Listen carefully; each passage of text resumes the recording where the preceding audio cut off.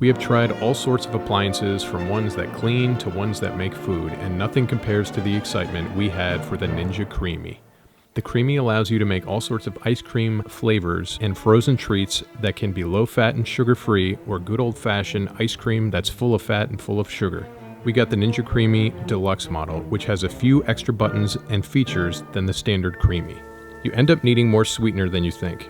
Granulated sugar works and tastes the best, but if you're trying to keep the calories low, we prefer to use agave syrup. The less fat contained in the liquid you're using, the more icy it will be. On that topic, if you plan on using skim milk, almond milk, or another milk alternative, you will need to add a little guar gum or xanthan gum to thicken it up and give it a creamier consistency. If using actual dairy, the sweet spot is somewhere between 2% milk and heavy cream. If you're trying to make a homemade Dairy Queen Blizzard, 2% or whole milk will give you the best results.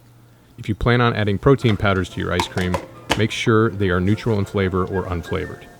There are many creamy recipes online to choose from, but we do suggest making at least one recipe from the manual.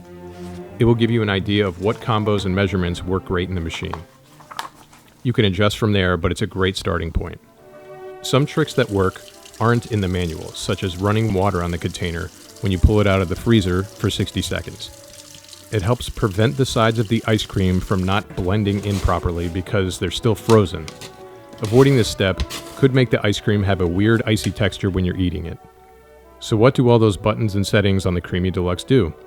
The 3 high-out buttons are top, full, and bottom. Suppose you don't want to eat the entire 24-ounce container full of ice cream, but you know you want to at least eat half. Then you would press the top button and the Creami will only blend the top portion of the container, leaving the bottom half of the container untouched so you can enjoy it later. When you do want the second half of the container, you would select the bottom button to blend the rest of the container.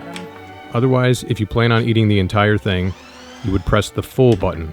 After eating a few of these containers, we realized that 24 ounces is a lot of ice cream in one sitting, even for 2 people. The middle button is a dial surrounded by settings. For us, we have experimented with ice cream, light ice cream, and sorbet settings. Each setting tells the Creami how fast to spin the paddle to whip up the frozen treats. The light ice cream and sorbet settings are the loudest.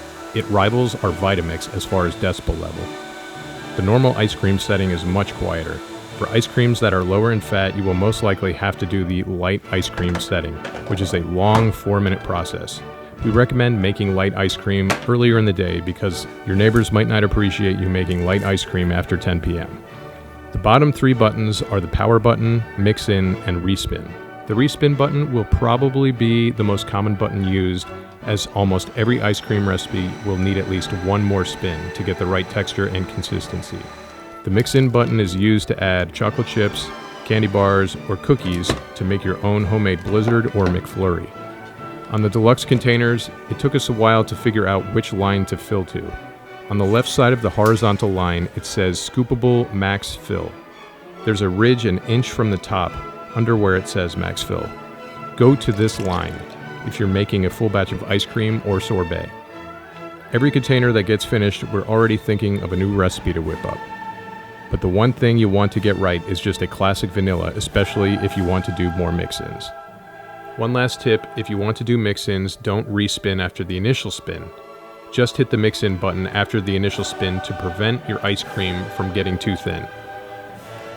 You can overspin your liquid and get more of a milkshake consistency rather than a blizzard. Good luck, and if you have a good recipe, please share it in the comments below.